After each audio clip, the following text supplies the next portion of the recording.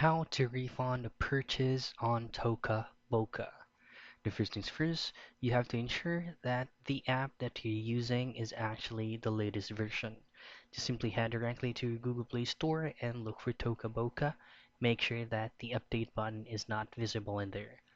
So if you access the game, there is no option or direct option for you to be able to process a refund or even a customer service.